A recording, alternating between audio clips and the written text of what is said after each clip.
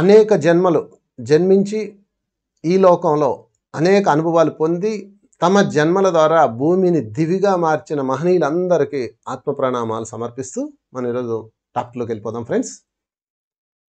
ఈ భూమి ఈరోజు దివిగా మారింది. ఎగ్జాక్ట్లీ 5000 సంవత్సరాల క్రితం భూమి నరకానికి స్పెల్లింగ్ రాసింది. ఇక్కడ మనిషి చంపుకు తినేవాడు, బానిసత్వం నడిచింది. భర్త చనిపోతే భార్యను చంపేసేవాళ్ళు, చిన్నపిల్లలుగా ఉండగానే వాళ్ళకి పెళ్ళిళ్ళు చేసేవాళ్ళు, వాళ్ళు వైధవ్యంకి వచ్చేసిన తర్వాత వాళ్ళని మూలను కూర్చోబెట్టేవాళ్ళు. ఇలా ఎన్నో అరాచకాలు, ఎన్నో హింసలు భారతదేశంలో, ఉత్తర ఆఫ్రికాలో, అమెరికాలో, కెనడాలో, ఆస్ట్రేలియా, జపాన్లో ఏ దేశం లేకుండా ఎక్కడ పడితే అక్కడ, ఎలా పడితే అలాగా భయంకరమైన ఆకృతిలో ఉండేది భారతదేశం, ప్రపంచ దేశం. అవన్నీ ఈరోజు ఉన్నతమైన వైపు తిరిగినాయి. ఎలా తిరిగినాయి? అన్నీ ఒక్క రోజులో మారిపోయినాయా? మారిపోలా. అనేక మంది అనేక జన్మలు జన్మించి వాళ్ళు ఆయా జన్మల్లో ఆయా ప్రణాళికలతో వచ్చి పని పూర్తి చేసి ఈరోజు భూమిని దివిగా చేశారు. సో ఇది మనం అర్థం చేసుకోవాల్సిందే. ఈరోజు మన టాపిక్లు ఏమేమి కవర్ చేసుకోబోతున్నామంటే, అసలు జన్మలు ఎందుకు, నెంబర్ 1 పాయింట్. నెంబర్ 2, ఏ జన్మలో ఏమి నేర్చుకుంటాము. నెంబర్ 3, మన చుట్టూతా ఉన్న వాళ్ళని మనం ఎలా అర్థం చేసుకోవాలి, వాడు ఏ పర్పస్తో వచ్చాడో ఎలా తెలుసుకోవాలి. ఎందుకంటే అది తెలుసుకుంటే మన జీవితం హ్యాపీగా ఉంటుంది వాళ్ళతో. నెంబర్ 4, వాళ్ళ లైఫ్ పర్పస్ సాధించుకున్నాక వాళ్ళు ఎటువంటి జన్మలోకి వెళ్తారు. నెంబర్ 5, వాళ్ళ యొక్క జన్మలో అంటే మన యొక్క జన్మ పరంపరలో లైఫ్ పర్పస్ నెరవేరకుండా అడ్డుపడేవి ఏంటి, వాటి పట్ల ఏ విధంగా జాగ్రత్తలు ఉండాలి, ఇవన్నీ తెలుసుకుందాం. సో అనేక జన్మలు చాలా ఉన్నాయి. కొన్ని కోట్ల మనుషులకి కోట్ల జన్మలు ఉంటాయి. ఒకే జన్మ అనేక సార్లు ఒకే ప్రణాళికతో అనేక జన్మలు తీసుకోవచ్చు. ఒకే ప్రణాళికతో 1000 జన్మలు తీసుకోవచ్చు. అంటే ఒకే తరగతి 5 సార్లు చదవచ్చు, ఒకే తరగతి ఒకసారి చదవచ్చు, లేదా ఒకే తరగతిని చదవకుండా జంప్ అయిన వాళ్ళు ఉన్నారు. 1వ తరగతి నుంచి డిగ్రీ దాకా కష్టపడి చదివినాడు ఒకడుంటే, 1వ తరగతి నుంచి 7వ తరగతి తప్పి 5 సార్లు, 10వ తరగతి మళ్ళీ 10 సార్లు రాసి, ఇంటర్మీడియట్ 10 సార్లు రాసి, పబ్లిక్ పరీక్షల్లో ఫెయిల్ అయ్యి పూర్తి చేసినవాడు ఉంటాడు. ఒకేసారి ఎల్కేజీలో నుంచి జంప్ అయిపోయి డైరెక్ట్ బీఏకి వెళ్ళిపోయి యూనివర్సిటీకి వెళ్ళి పిహెచ్డీ తీసుకున్న వాళ్ళు ఉన్నారు. ఏదేమైనా మీ యొక్క ఆత్మ యొక్క దమ్ముని బట్టి ఉంటుంది ప్రణాళిక. సో ఏ జన్మకి ఏ ప్రణాళిక అన్నది ఎవరూ చెప్పలేరు. వాళ్ళ ఉన్న స్థితిని బట్టి, వాళ్ళ యొక్క ప్రవర్తన బట్టి మనం తెలుసుకోవాలి. ఈరోజు మనం తెలుసుకోవడం వల్ల ఏంటి లాభం అంటే ఫ్రెండ్స్, అందరూ అర్థమైపోతారు, మనకి చక్కగా అర్థమైపోతారు. వీడు ఎందుకు అలా ప్రవర్తిస్తున్నాడో అర్థమైపోతారు, ఈ మనిషి ఎందుకు ఇలా ఉన్నాడో అర్థమైపోతారు. ఇది కానీ అర్థం చేసుకుంటే మన లైఫ్ ఎంత హ్యాపీగా ఉంటుందంటే, మనం శారీరక ఆరోగ్యం, మానసిక ప్రశాంతత అన్నీ కలిగిపోతాం. ఎందుకంటే మన సమస్త జీవితంలో వచ్చే సమస్యలన్నీ చుట్టుపక్కల మనుషుల నుంచే కనెక్ట్ అవుతాం కాబట్టి అవన్నీ డిజాల్వ్ అయిపోతాయి. సో మనం దానిలోకి వెళ్ళిపోయే ముందు అసలు జన్మలు ఎందుకు, ఒక్కొక్క జన్మను మనం తీసుకుంటూ వెళ్దాం. ముందుగా రసజ్ఞత జన్మలో ఆత్మలో పైలోకంలో ఉంటాయి, కింద లోకంలోకి రావు. మహాకారం లోకంలో ఆత్మ ఉంటుంది. పూర్ణాత్మ ఏం చేస్తుందంటే ఒక అంశాత్మను సృష్టిస్తుంది, అక్కడితో దాని పని అయిపోతుంది. అంశాత్మ మహాకారం లోకంలో స్టాండ్ బై ఉంటుంది. దానిలో నుంచి ఒక జీవాత్మ భూమి మీదకి వస్తుంది. జీవాత్మ భూమి మీదకి వచ్చేసి ఒక జన్మ తీసుకుంటుంది. ఆ జన్మలో అనుభవం పొందాక మళ్ళీ మరణించి పైకి వెళ్తుంది. అనుభవాన్ని అందులో డౌన్లోడ్ చేస్తుంది, అందులో ఫిల్ చేస్తుంది.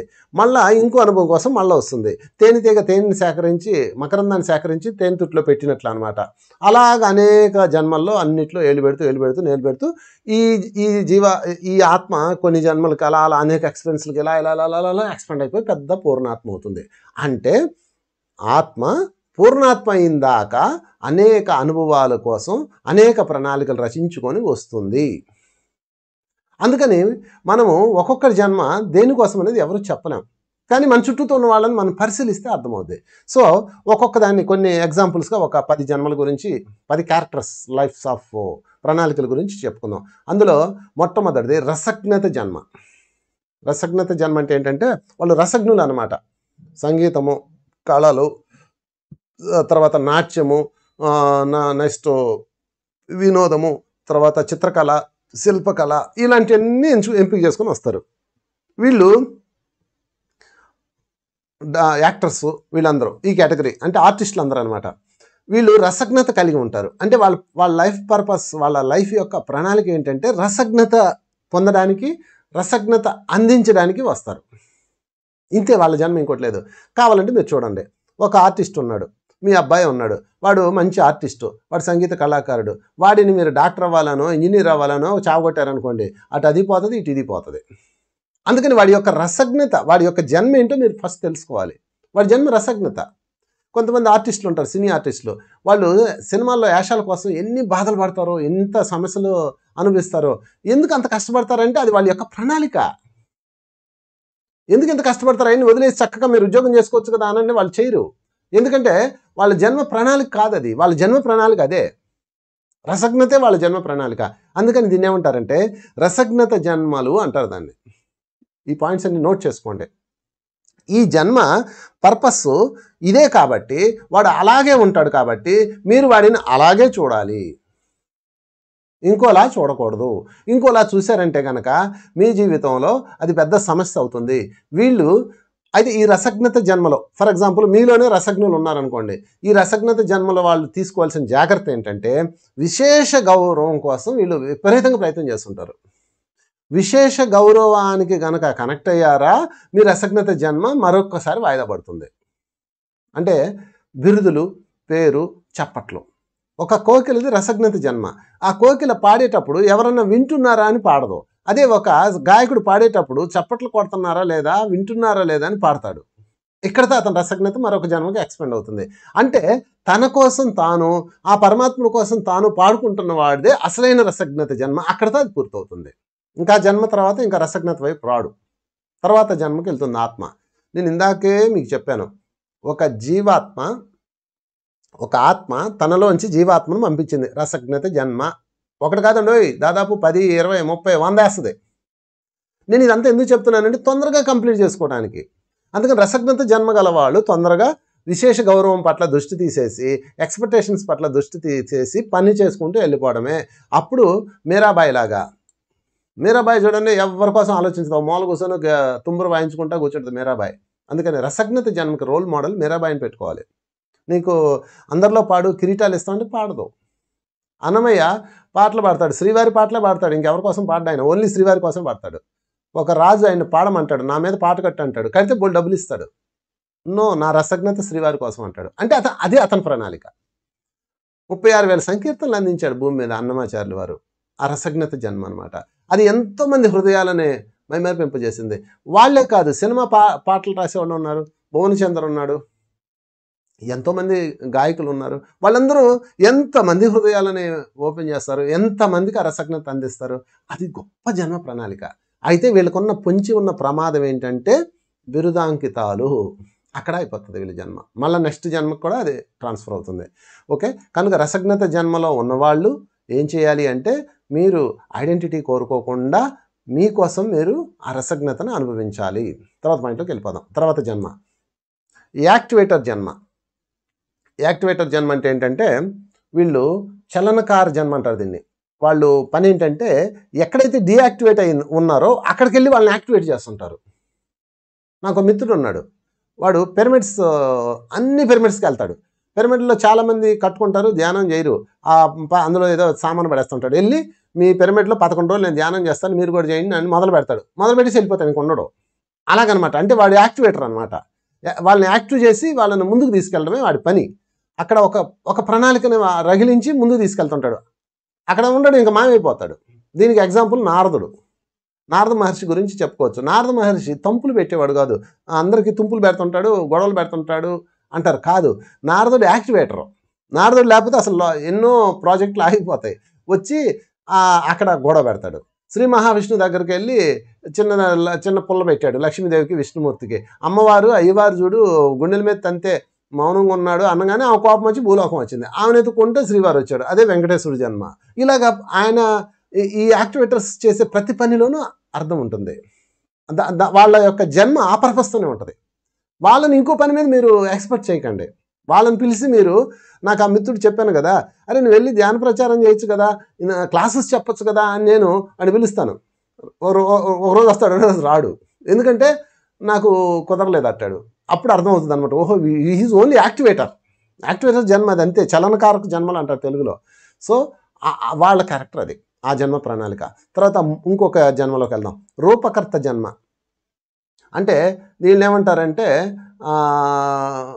వాళ్ళు ఒక దాన్ని రూపకర్త చేస్తారనమాట, క్రియేట్ చేస్తుంటారు. సమాజంలో వీళ్ళు ఎవరంటే తెర వెనక ఉండి వర్క్ చేస్తున్న వాళ్ళకి, అంటే ఏదైనా వర్క్ అవ్వచ్చు, సమాజానికి ఎవరైతే ఒక సర్వీస్ చేస్తున్నారో వాళ్ళు బ్యాక్గ్రౌండ్లో ఉంటారు. వీళ్ళు రూపకర్తలు, వాళ్ళు అసలు ఫ్రంట్కి రారు, బిహైండ్ ద స్క్రీనర్స్ వాళ్ళు, బ్యాక్ సైడ్ వారియర్స్ వాళ్ళు.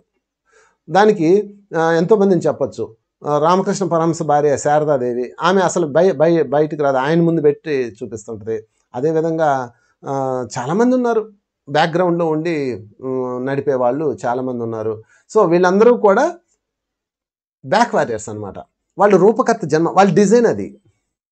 ఫర్ ఎగ్జాంపుల్, నా భార్య ఉంది, నా భార్య క్లాసెస్ చెప్పదు, నాకు కావాల్సిన ఎఫర్ట్ చూసుకుంటుంది, నాకు గైడెన్స్ ఇస్తుంటుంది అంత అనమాట. మా ఇంటికి ఒక ఆయన వచ్చాడు, మేడం మీరు కూడా క్లాసెస్ చెప్పండి, మీరు కూడా ధ్యానం చెప్పండి, మీరు కూడా ధ్యాన ప్రచారం చేయండి అన్నాడు. అప్పుడు నేనేం చెప్పానంటే, అప్పుడు నా కొంప కొల్లేరవుద్దురా అన్న. ఎందుకంటే ఆమె బ్యాక్ వారియరు. ఇక్కడ చాలామంది పొరపాటు చేస్తారు. భర్త ధ్యాన ప్రచారం చేస్తూ, భర్త సర్వీస్ చేస్తున్నప్పుడు భార్య కూడా చేయాలనుకుంటే కుదరదు. ఒక వరలో 2 కత్తులు ఉండవు. ఇతనికి సపోర్ట్గా ఆమె ఉంటుంది. ఒక్కొక్కసారి ఇద్దరు వచ్చి చేస్తుంటారు, అది వేరే కాన్సెప్ట్. కానీ మ్యాక్సిమం రూపకర్త జన్మ వాళ్ళు ఇక్కడే ఉంటారనమాట. వాళ్ళు బ్యాక్గ్రౌండ్లో ఉండి పనిచేస్తుంటారు. ఎందుకంటే వీళ్ళకి బ్యాక్ వారియర్ లేకపోతే వీళ్ళు పనిచేయరు కాబట్టి. సో అలాగా వాళ్ళని మనం గౌరవించాలి. వాళ్ళకి ఐడెంటిటీ కోరుకోరు వాళ్ళు. వీళ్ళు ఎక్కడి నుంచి వస్తారో చెప్తాను చూడండి. ఈ రసజ్ఞత జన్మలో ఐడెంటిటీ కోరుకొని అనేక జన్మలు తిరుగుతారు కదా, ఇక వాళ్ళకి ఐడెంటిటీ అంటే ఇసుగు పుడుతుంది. ఇసుగు పుట్టేసి వీళ్ళు ఈసారి ఏం చేస్తారంటే బ్యాక్ వారియర్స్గా రూపకర్త జన్మ తీసుకుంటారు. ఇంకా వాళ్ళ ఐడెంటిటీ కోరుకోరు, లేకపోతే నా పేరే లేదేమి మా ఆయన పక్కన అంటారు. అందుకని వాళ్ళ డిజైన్ అది. మనం చేయాల్సింది ఏంటంటే వాళ్ళని కలగకుండా వదిలేయడమే. వాళ్ళ మనాన్ని వాళ్ళని వదిలేయాలి. వాళ్ళు ఏం చేస్తారో వాళ్ళకి తెలుసు, వాళ్ళు చాలా ఉన్నతమైన మాస్టర్స్, లేకపోతే వెనకుంటారు వాళ్ళు. సో బ్యాక్ వారియర్స్ చాలామంది హస్బెండ్స్, ప్రతి పురుషుడు వెనక ఒక స్త్రీ ఉన్నది అంటారు కదా, అది ఖచ్చితంగా నిజం. అది ప్రతి పురుషుడు అంటే మగవాడు కాదు, ఆత్మ. ఈ లోకంలో పనిచేసే ప్రతి వాడి వెనక ఒక ఆత్మ ఉంటుంది, వాళ్ళు బ్యాక్ వారియర్స్. ఆ జన్మ ఒక ప్రత్యేకంగా ఉంటుంది. వాళ్ళని మనం వేరే ప్రణాళిక మీద వాడకూడదు, వాళ్ళ ప్రణాళిక అది. వాళ్ళంతటా వాళ్ళు మళ్ళీ వాళ్ళ జన్మలో ఇంకోటి ఏదన్నా ఉంటే వచ్చేస్తారు. తర్వాత ఇంకొక రకమైన జన్మ చెప్తాను, క్యాటలిస్ట్ లైఫ్, అంటే ఉత్ప్రేరక జన్మ. వాళ్ళ పని ఏంటంటే ఉత్ప్రేరకం ఇస్తారు అంతే, ఇంక వాళ్ళు ఏం చేయరు. వాళ్ళు వచ్చి చప్పలు కొట్టేస్తారు అంతే, ఎక్కడో లేపేస్తుంటారు అనమాట. వాళ్ళ పని అది. ఓకే, ఒక పని చేసేవాడు వెనక వీళ్ళు ఉంటారు ఎప్పుడు. వాడు హెల్ప్ చేయడు, సపోర్ట్ చేయడు, డబ్బులు ఇవ్వడు, ఏమి ఇవ్వడు, చప్పట్లు మాత్రం భలే కొట్టేస్తాడు. ఆడు కూడా కావాలి ఈ ప్రణాళికలో. ఈ చక్రం ముందుకు తిరగాలంటే, ఈ సమాజ చక్రం తిరగాలంటే వాళ్ళు కూడా ఉంటారు, వాళ్ళు కూడా ఉండాలి. ఓకే, వీళ్ళు పని ఏంటంటే ప్రోత్సాహాన్ని అందిస్తూ విశేషమైన నైపుణ్యాన్ని కలిగి ఉంటారు. ఓకే, అయితే వీళ్ళకి యోచన ఉండదు, ప్లానింగ్ ఉండదు. ఈ ఉత్ప్రేరక జన్మ, క్యాటలిస్ట్ లైఫ్స్ అంటారు వీళ్ళని. వీళ్ళకి యోచన ఉండదు, కానీ అపారమైన శక్తి ఉంటుంది, ఎదుటి వాళ్ళని పైకి లేపే గొప్ప తనం ఉంటుంది. వీళ్ళకున్న పెద్ద అడ్డంకి ఏంటంటే యోచన లేకుండా ఉండడం, వాళ్ళకి ప్లానింగ్ ఉండదు అనమాట. అదే వాళ్ళకున్న పెద్ద అడ్డంకి. దీనికి ఎగ్జాంపుల్ ఎవరిని చెప్తామంటే జాంబవంతుని చెప్తాను. ఆంజనేయుడు ఉన్నాడు, ఆంజనేయుడు శక్తివంతుడు, జాంబవంతుడు శక్తివంతుడు. జాంబవంతుడు ఏం చేస్తాడంటే ఆంజనేయుడిని సముద్రం మీద దూకమని ప్రోత్సహిస్తాడు. నేను దూకగలను అంటాడు. నువ్వు కాక ఎవరు దూకుతారు, ఎవరనుకున్నావు నువ్వు, అసలు నువ్వు ఎంతోడు అనుకున్నావు, నువ్వు చిన్నప్పుడే చందమామను మింగావు, ఆ సంగతి తెలుసా నీకు, నువ్వు చిన్నప్పుడే సూర్యుని మింగేసావు, ఆ సంగతి తెలుసా నీకు అని అందరినీ పిలిచి రౌండ్ నుంచోబెట్టేసి జై శ్రీరామ్ జై శ్రీరామ్ జై శ్రీరామ్ చెప్పలు కొడతాడు. ఎంత ఆంజనేయ స్వామి జస్ట్ ఎంత పొంగిపోయి ఆ లంకకి ఒక్క గంతులో వెళ్ళిపోయాడు. చూసారా, ఆంజనేయుడు ఆ శక్తితో దూకడానికి కారణం జాంబవంతుడు, శ్రీరాముడు కాదు. శ్రీరాముడు ఆంజనేయులో ఉన్న శక్తిని గుర్తించాడు ఆయన అని చెప్తారు, కాదు, జాంబవంతుడు. ఆ క్యారెక్టర్ జాంబవంతుడు అనమాట. వీళ్ళు ఎవరంటే ఉత్ప్రేరకాలు. వాళ్ళు అందుకే పనికొస్తారు, ఇంక దేనికి పనికిరారు. వాళ్ళని తీసుకెళ్ళి మీరు హెల్పర్గా పెట్టుకున్నారనుకోండి తుస్సుమంటది. అందుకని ఇలాగా ఉత్ప్రేరక జన్మలో ఉన్నవాళ్ళు యోచనలో ఉండాలి ఎక్కువ. సో ఇదొక రకమైన జన్మ అనమాట. సో నేనేం చెప్తున్నానంటే ఫ్రెండ్స్, ప్రతి జన్మ అపూర్వం, ప్రతి జన్మ ఒక అద్భుతమైన ప్రణాళిక. ప్రతి జన్మని గౌరవించాలి, ప్రతి ఒక్క దాన్ని మనం నేర్చుకోవడానికి తీసుకుంటాం. తర్వాత ఇంకొక జన్మ గురించి చెప్తాను. అంటే ఒక ఆత్మ పైనుంచి కిందకు వస్తూ ఇందాక చెప్పినట్టుగా ఒక్కొక్క జన్మల ఉత్ప్రేరక జన్మ, క్యాటలిస్ట్ జన్మ, తర్వాత రకరకాల జన్మలు పూర్తి చేసుకుంటూ అనుభవాన్ని ఫిల్ చేసుకుంటూ అనుభవాన్ని ఫిల్ చేసుకుంటూ వెళ్తుంది. ఇప్పుడు ఫర్ ఎగ్జాంపుల్ ఆంజనేయుడికి జాంబవంతుడు ఒక జన్మలో ఉత్ప్రేరకంగా వచ్చాడు కదా, నెక్స్ట్ జన్మలో ఆంజనేయుడు ఈయనకు ఉత్ప్రేరకంగా రావాలి. అలా ప్రణాళికలు ఉంటాయి. ఎంత ప్రణాళిక అనుకున్నారు ఇది? ఒక నిమిషంలో ఇలా చెప్పేసేది కాదు ఇది. ఎంత పెద్ద నెట్వర్క్ అనుకున్నారు? ఫర్ ఎగ్జాంపుల్ మీరు రైల్వే స్టేషన్కి వెళ్ళినప్పుడు అక్కడ ఒక సిగ్నల్ రూమ్ ఉంటుంది, అందులోకి వెళ్ళండి, మీకు పిచ్చెక్కుతుంది. అన్ని లైన్స్ ఉంటాయి, లైట్లు వెలుగుతూ ఉంటాయి, ట్రైన్స్ వెళ్తూ ఉంటాయి. ఒక 5 నిమిషాలకు ఒక ట్రైన్ వెళ్తుంటుంది ట్రాక్ మీద. ఏ ఒక్క లైట్ తప్ప వెలిగినా యాక్సిడెంట్స్ అయిపోతాయి. 5 నిమిషాలకు ఒక ట్రైన్ వెళ్ళాలి ట్రాక్ మీద. మరి అంత పెద్ద నెట్వర్క్ తెలుసది మీకు? మనకు అసలు కళ్ళు తిరుగుతూ వీళ్ళు ఎంత పెద్ద నెట్వర్క్ ఎలా చేస్తున్నారు అనిపిస్తుంది. ఈ సువిశాల సామ్రాజ్యం, ఈ సువిశాల విశ్వంలో భూగోళం ఎంత ఉంటే, అందులో రైల్వేది ఎంత ఉంటే, మనకి విశ్వం అంత ప్రణాళికలతో ఉంటుంది, ఊహించండి. కనుక ఏ జన్మ ప్రణాళికని, ఏ జన్మని కూడా మీరు కించపరచద్దు అని చెప్పడమే నా యొక్క ముఖ్య ఉద్దేశం. ఇక తర్వాత పాయింట్లోకి వెళ్దాం. ఇంకొకటి ఉంది, ఇంటలెక్చువల్ లైఫ్, బుద్ధత్వ జన్మ. ఇది సూపర్ జన్మ అనమాట. ఇది కారణ జన్మలు మాత్రమే వస్తారు. ఇలాగా వాళ్ళు ఏం చేస్తారంటే తమ జీవితం అంతా తాము బుద్ధిని సంపాదించుకోవడానికి, ఆ బుద్ధిని సమాజానికి అందించడానికే వస్తారు. సో బుద్ధిని జీవిత విషయంగా స్వీకరిస్తూ అధ్యయనం చేస్తూ, ఓకే, దాని పట్ల జీవితం పట్ల తృప్తిగా ఉంటూ, అధ్యయనం పట్ల తృప్తి లేకుండా ఉంటూ. చూడండి ఇక్కడ డిఫరెన్స్ ఉంది. ఇంటలెక్చువల్ లైఫ్ ఎలా ఉంటాయంటే వాళ్ళు బుద్ధత్వం వైపు వెళ్తుంటారు, ఎక్కడ తృప్తి ఉండదు వాళ్ళకి. అందుకే ఈ స్పిరిచువల్లో ఉన్న వాళ్ళు ఎవరికి, ధ్యానులకి, ప్రచారాలు చేసే వాళ్ళకి బుద్ధత్వ సాధనలో ఉన్న వాళ్ళకి తృప్తి ఉండదు. పరిగెడుతూనే ఉంటారు. ఇంకా అన్వేషణ, వీళ్ళ దగ్గర నుంచి ఏం నేర్చుకోవాలి, వీళ్ళ దగ్గర నుంచి ఏం నేర్చుకోవాలి, ఈ సమాజానికి నేర్చుకున్న దాన్ని, తమ జ్ఞానాన్ని ప్రపంచానికి మెరుగుపరచడానికి ఏ విధంగా ఇవ్వాలి అని ఆలోచిస్తూనే ఉంటారు. వీళ్ళు కారణ జన్మలు, బుద్ధత్వ జన్మ ఉన్నవాళ్ళు. దీనికి ఎగ్జాంపుల్ బుద్ధుడు అండ్ పత్రిజీ, విదురుడు, వీళ్ళంతా ఉన్నారు. జీసస్, లోపశంకరాంప, ఇలాంటి వాళ్ళు అనమాట. వాళ్ళందరూ తమ యొక్క బుద్ధత్వాన్ని సమాజానికి హితం కోసం వాడుతూ ఉంటారు, ప్లస్ సేకరిస్తూ ఉంటారు, సేకరిస్తుంటారు. ఈ జన్మకి రావడానికి అన్నీ పూర్తయిపోయిన తర్వాత అక్కడికి వెళ్తారు. ఇది వన్ ఆఫ్ లైఫ్. ఇప్పుడు ఈ బుద్ధత్వ జన్మలో ఉన్నాడు తీసుకొచ్చి మీరు వ్యాపారం చేస్తే ఏం చేస్తాడు? మొత్తం మూసేస్తాడు. బుద్ధుడిని వాళ్ళ నాన్నగారు రాజుని చేయాలని చూశాడు, డబ్బులు వైపు తిప్పాలని చూశాడు, రాజ్యం వైపు తిప్పాలని చూశాడు, సుఖాల వైపు తిప్పాలని చూశాడు. ఎలా తిరుగుతాడు? ఆయన ప్రణాళికలు అది ఉంది. చెన్నుడు ఒకరోజు బుద్ధుడిని ఇటు తీసుకెళ్ళాడు, అందువల్ల అలా అయిపోయాడు అంటారు. చెన్నుడు కారణం కాదు, ఆయన ప్రణాళిక కారణం. అది పక్క డిజైన్లో ఉంటుంది, అది ప్రణాళిక. తర్వాత ఇంకొక జన్మ గురించి చెప్తా. బుద్ధత్వ జన్మ చెప్పాను కదా మీకు, ఇంకొక మొదనష్టం జన్మ ఇంకోటి చెప్తా. మొదనష్ట ప్రణాళిక, జన్మ కాదు, ఆ జన్మ ప్రణాళిక. ఇరిటేటింగ్ లైఫ్స్, చిరాకు పరిచే వారి జన్మ. వాళ్ళ పని అది. వాళ్ళ పని ఏంటంటే నిరంతరం చిరాకు పరచటమే, అవతల వాడిని చిరాకు పరచటమే వాళ్ళు పుట్టారు.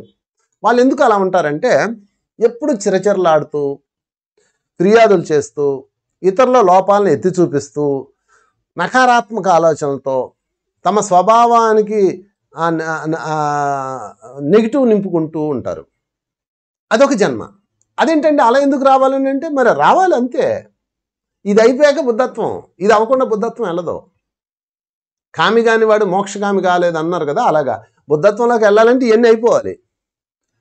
సో వీడి పని ఏంటంటే అందరిని పీకు తినడమే వీడి పని. ఇరిటేట్ చేస్తుంటాడు, అందరినీ పొడుస్తుంటాడు. నువ్వు ఎంత క్లియర్గా చెప్పు వాడు నిన్ను పొడుస్తుంటాడు. ఇలాంటి వాళ్ళ పని ఏంటంటే వీళ్ళు ఎందుకు వస్తారంటే వీళ్ళు ఓర్పు. వాళ్ళ జీవితంలో పెద్ద సవాల్ ఏంటంటే నెగిటివ్ని అధిగమించడమే వాళ్ళ జీవితంలో పెద్ద సవాల్. అంటే ఇటువంటి వాళ్ళు నెగిటివ్ని అధిగమించడానికి ఈ జన్మ ప్రణాళిక తీసుకుంటారు. నెగిటివ్ మీన్స్ కంప్లైంట్ నేచరు, లేకపోతే ఇతరుల లోపాలు ఎతకడాల్లో దాన్ని అధిగమించడానికి జన్మ తీసుకుంటారు. ఎందుకు తీసుకుంటారంటే ఫర్ ఎగ్జాంపుల్ శిశుపాలుని తీసుకుందాం. శిశుపాలుడు వచ్చాడు, కృష్ణుడిని చూస్తాడు, ద్రౌపదిని చూస్తాడు. వీళ్ళిద్దరు ఫ్రెండ్స్. ద్రౌపదికి కృష్ణుడికి ఏంటో సంబంధం, ద్రౌపదిని సఖి అంటున్నావు, ఏంటో మీ ఇద్దరు కథ అని లాగుతుంటాడు అనమాట. అంటే ఇప్పుడు ఇతను కృష్ణుడికి ఏమి నేర్పిస్తున్నాడు? ఓర్పు నేర్పిస్తున్నాడు. కృష్ణుడు ఇతనికి ఏమి నేర్పిస్తున్నాడు? నెగిటివ్ని అధిగమించకపోతే తలలో వేసిపోద్దని నేర్పిస్తాడు. అంతే. మొత్తం మై డియర్ ఫ్రెండ్స్ ప్రణాళిక మొత్తం లెర్నింగ్ పర్పస్, ఇంకేం లేదు ఇక్కడ. ఇప్పుడు శిశుపాలుడు ఏం నేర్చుకున్నాడు? అందరి విషయంలో ఏలు పెడుతుంటారు, తన్నులు తింటుంటాడు. అందరూ ఊరుకోరు కదా, ఎవడో ఒకడు వాయిస్తాడు కదా, కొంతమంది పక్క తప్పుకున్న ఈ ఇరిటేటర్స్ని ఎవడో ఒకటి తగులుకొని ఎవడో ఒకటి వాయిస్తుంటాడు. వాడికి సరైనోడు ఒకటి దొరుకుతాడు, ఒక వారియర్ ఉంటాడు, వాడు వాయిస్తాడు కదా, అప్పుడు వాడు నేర్చుకుంటాడు. ఓహో, ఏలు పెడితే కాలుతుంది అని నేర్చుకుంటాడు. అలాగ తనలో ఉన్న నెగిటివిటీని కడుక్కోవటానికి మ్యాక్సిమం 50 జన్మలు అవసరం అవుతాయి వాళ్ళకి. అంత కష్టం ఆ ఇరిటేటింగ్ లైఫ్స్ కంప్లీట్ చేసుకోవడానికి. ఈరోజు మీరు కంప్లైంట్స్ చెప్పకుండా చాలా చక్కగా ఉన్నారు, అందరిని అభినందిస్తున్నారు, పొగుడుతూ ఉన్నారు అంటే అర్థం ఏంటి? మేము మన క్రితం జన్మలో అదంతా నేర్చుకొని బాగా తన్నులు తిన్నాం. అందుకని ఇప్పుడు మనం బుద్ధిమంతులు అయిపోయాం. చూసారా? కనుక ఇప్పుడు నేను చెప్తున్న లైఫ్ సంబంధించిన లక్షణాలు మీలో ఏమైనా ఉంటే దాన్ని ఒక ప్రణాళికగా తీసుకొని, నేను ప్రతి దానికి ఎగ్జాంపుల్ చెప్తున్నాను, దాన్ని ఎలా దాటాలి, ఓవర్కమ్ చేయాలో చెప్తున్నాను. అటువంటి వాళ్ళు మీకు ఎదురైతే మీరు ఎలా వాళ్ళని ఓవర్కమ్ చేయాలో కూడా చెప్తున్నా. ఫర్ ఎగ్జాంపుల్, ఇరిటేటింగ్ లైఫ్స్ ఉన్న వాళ్ళు ఇతరులను ఇరిటేట్ చేసేవాళ్ళు, అవునండి నేను ఇరిటేట్ చేస్తానని అందరినీ ఎలిపెట్టి కెలుకుతుంటానండి అని మీకు అనిపించింది అనుకోండి, ఇక్కడ మీకు మీరే జడ్జి. ఎందుకంటే మీ ప్రణాళిక మీకే తెలుస్తుంది, ఎవరికి తెలుస్తుంది? ఇక్కడ మీ ప్రణాళిక ఎవరికి తెలియదు ఫ్రెండ్స్, పట్టుకోలేరు. మీ ప్రణాళికను మీరే పట్టుకోగలరు. అవునండి నేను అలాగే ఉంటానండి, వెరీ గుడ్, నువ్వు నెగిటివ్ని అధిగమించు. మా ఇంట్లో ఒకడున్నాడండి ఇలా ఇరిటేటెడ్ కాడండి, అందరిని ఇరిటేట్ చేస్తుంటాడండి, పొడుస్తుంటాడండి, అందరిని కెలుకుతుంటాడండి, ఒకడున్నాడండి అంటే వాడు నీకు ఓర్పు నేర్పిస్తున్నాడు, నేర్చుకో. శ్రీకృష్ణుడు ఏం చేశాడు? శిశుపాలుడిని 99 తిట్లు తిట్టిందా, ఓకే ఓకే, నెక్స్ట్ తిట్టేంటి, ఓకే, కొత్తవి తిట్టరా, పాతవి తిడతావేంటరా అని కొత్త చేసి తిట్టించుకుంటాడు. 99 అయిపోయిన తర్వాత నీ పని అయిపోయింది, ఇంకా క్లోజ్ అని సఫా చేశాడు. అంటే 99 సార్లు ఓర్పును చూపించాలి మనము. అందుకు వాళ్ళు మన జన్మ ప్రణాళికలో వాళ్ళని తెచ్చుకుంటాం. మీ కుటుంబంలో ఉంటారు ఇలాంటి వాళ్ళు, ఇరిటేట్ చేసే మొగుడు, ఇరిటేట్ చేసే పెళ్ళాం, ఇరిటేట్ చేసే కోళ్ళు, ఇరిటేట్ చేసే అత్తగారు, ఈ బ్యాచ్ ఉంటారు ప్రతి ఇంట్లో, ముఖ్యంగా పిల్లల రూపంలో ఉంటారు. వాడు నిన్ను ఇరిటేట్ చేస్తుంటాడు, మీరు ఎన్ని చేయండి వాడు ఇరిటేట్ చేస్తాడు. మనమేం పిల్లలు కొట్టకూడదని రూల్ పెట్టుకున్నాం, ఇంకా మండిపోతూ ఉంటుంది. ఓర్పు, వాడిని ఓర్పు ట్రైనింగ్ ఇస్తున్నాడు. ఓకే ఫ్రెండ్స్, తర్వాత జన్మలోకి వెళ్ళిపోదాం. తర్వాత ఇంకొక ప్రణాళిక చూద్దాం. అందుకని మీరు శిశుపాలులా ఉండకండి, శ్రీకృష్ణులా ఉండండి. ఓకే, తర్వాత జస్టిస్ లైఫ్స్, న్యాయం కోసం పోరాడే జన్మలో వీళ్ళు కూడా ఉన్నారండి. ఈ లోకంలో మీరు నేనే ఉన్నాం అనుకున్నారేంటి? బోచ్చల మంది ఉన్నారు, బోల్డ్ మంది ఉన్నారు, బోల్డ్ ప్రణాళికలతో ఉన్నారు. నేను కొన్ని ఎగ్జాంపుల్సే చెప్తున్నా, కొన్ని వందలు ఉన్నాయి ఇక్కడ. ఓకే, జస్టిస్ లైఫ్స్, న్యాయం కోసం పోరాడతారు. వీళ్ళు సమాజంలో న్యాయం లోపించినప్పుడు వీరి జన్మలు తీసుకుంటారు. ఓకే, దీనికి సదాత్మలు కావాలి. సమాజంలో న్యాయం ధర్మం లోపించినప్పుడు వాళ్ళు పైనుంచి ప్రత్యేకంగా వస్తారు. ఫర్ ఎగ్జాంపుల్, దీనికి ఎవరంటే Abraham Lincoln, Nelson Mandela, communist party leader Puchalapalli Sundarayya, Gandhiji, Ambedkar, Sardar Vallabhbhai Patel, వీళ్ళందరూ అనమాట సమాజ సేవకులు అనుకుంటాం. కాదు, వీళ్ళు జస్టిస్ లైఫ్ సోల్స్. వీళ్ళు వాళ్ళ జన్మే అందుకు. వాళ్ళు ఇంకో పని చేయరు, మీరు చూడండి కావలిస్తే. Nelson Mandela clean and green చేస్తాడా? చేయడు. ఎవరైతే అణగారిపోయి ఉన్నారో వాళ్ళకి న్యాయం కోసం పోరాడతాడు, అంతే. ఆ ప్రణాళికలో ఉంటాడు. ఆయన దగ్గరికి వెళ్ళి మీరు ఇంకోటి చెప్తే చేయడు ఆయన. అదేవిధంగా గాంధీజీ దగ్గరికి వెళ్ళి స్వతంత్ర పోరాటం అవతల పెట్టు, నువ్వు బారిస్టర్ ఉద్యోగం చేయండి, చేశాడా? లాయర్ ఉద్యోగం చేశాడు ఆయన? దాని అవతల బారిస్ వచ్చాడు. ఎందుకని? తన యొక్క ప్రణాళికలో ఉంది కాబట్టి. ఇంకొక విషయం, ఈ జన్మలన్నీ ప్రణాళికలన్నీ చక్కగా చేసుకుంటే అనుకుంటారా? కాదు. తల్లిదండ్రుల్లో లేకపోతే సమాజం వాళ్ళని నొక్కేస్తుంది. వాళ్ళకి ఆ ఫ్రీడమ్ ఉండదు. ఒక పక్షి ఎగరాలంటే రెక్కలో చాపాలి కదా, పక్షిని పట్టుకుంటే ఎగరలేదు కదా. అలాగ సమాజపు రెక్కల్లో బలంగా బంధింపబడ్డ ఆత్మలు తమ జన్మ ప్రణాళికను పూర్తి చేసుకుండా చనిపోతారు. దానికోసం మరలా జన్మ తీసుకుంటారు. ఓకే, సో ఈ విధంగా న్యాయం కోసం అనేది వచ్చిన వాళ్ళ ఆత్మలు తీసుకోవాల్సిన జాగ్రత్త ఏంటంటే ఇక్కడ ఇంపార్టెంట్. ఎందుకంటే మనం కూడా సమాజ న్యాయం కోసం పనిచేస్తున్న వాళ్ళు ఉన్నారు కాబట్టి చెప్తున్నాను. న్యాయం అనేది స్వయంగా నిర్ణయించకుండా ఉండడమే వీరికి పెద్ద సవాల్. మన జాగ్రత్తగా వినండి. న్యాయం కోసం వచ్చిన జన్మల యొక్క టార్గెట్, వాళ్ళు ఎదుర్కొనే పెద్ద సమస్య ఏంటంటే, సవాల్ ఏంటంటే, న్యాయం అనేది స్వయంగా వాళ్ళు నిర్ణయించకూడదు. అదే వారికి పెద్ద సవాల్. దీనికి ఎగ్జాంపుల్ భీష్ముడు. ఈ జస్టిస్ లైఫ్స్లో భీష్ముడు పని ఏంటి? అక్కడ న్యాయం కోసం ఉండాలి, కానీ ఆయన ఏం చేశాడు? ఆ న్యాయాన్ని స్వయంగా నిర్ణయించాడు. అక్కడ తను స్వయంగా డిజైన్ చేశాడు. అలా చేయకూడదు, ప్రణాళికతో చేయాలి, అంటే దానికి ఒక కమిటీతో చేయాలి. ఇప్పుడు కోర్టులో న్యాయం చెప్పేటప్పుడు జడ్జి ఇష్టపూర్వకంగా చెప్తాడు అనుకుంటున్నారా మీరు? జడ్జి వీడికి శిక్ష వేసేయి, వీడు బాగున్నాడు, వీడికి వదిలేయి, వీడికి ఉరి శిక్ష వేసేయి, వీడి మొహం నాకు నచ్చలేదు, వాడిని జైలు వేసేయి, అట్లా పెట్టడానికి వీల్లేదు. జడ్జి కూడా వ్యక్తిగతం తీర్పు ఇవ్వడానికి వీల్లేదు. దానికి ఒక కమిటీ ఉంటుంది. ఒక తీర్పు ఇచ్చేటప్పుడు ఈ తీర్పు తాలూకా కేసు తాలూకా ఫైల్ అన్ని ఇన్ని పేపర్లు తీసుకెళ్లేసి వాళ్ళందరూ చర్చించి అనేక రోజులు దాన్ని పీకి లాగి ఒక తీర్పు తయారు చేసి ఇస్తారు. మనకి సినిమాల్లో జడ్జీలు సంతకం పెట్టి స్టాంప్ వేసినట్టు ఆ జీవితం మారిపోయినట్టు చూపిస్తారు. అది కాదు, దానికి ఒక సిస్టమ్ ఉంటుంది. అందుకని ఈ న్యాయం కోసం పనిచేయడానికి వచ్చిన ఆత్మలు, సదాత్మలు, ఈ జస్టిస్ అనేది స్వయం నిర్ణయం కాకుండా ఉండేలా చూసుకోవడమే మీదకున్న పెద్ద సవాల్. ఎప్పుడు స్వయం నిర్ణయం ఉండకూడదు, వ్యక్తిగత నిర్ణయం ఉండకూడదు. ఇది గుర్తుంచుకోవాల్సిన చాలా ముఖ్యమైన అంశం. ఇది లేక వీళ్ళు నేరస్తులైపోతారు. చూడండి, భీష్ముడు న్యాయం కోసం వచ్చాడు. యాక్చువల్గా భీష్ముడిని మించిన న్యాయదేవత ఇంకోటి లేడు అని చాలా చక్కగా చెప్తాడు. అందరికీ సమాజంలో అందరికీ న్యాయం చేయలేం కాబట్టి వీలైనంత ఎక్కువ మందికి న్యాయం చేయాలో చూడని చెప్తాడు. న్యాయశాస్త్రం చెప్పింది ఆయనే, అసలు కర్మ సిద్ధాంతం చెప్పింది ఆయనే. మరి ఆయన ఎందుకు పప్పులో కాలేశాడు? వ్యక్తిగతంగా తీసుకున్నాడు, వ్యక్తిగత నిర్ణయం తీసుకున్నాడు.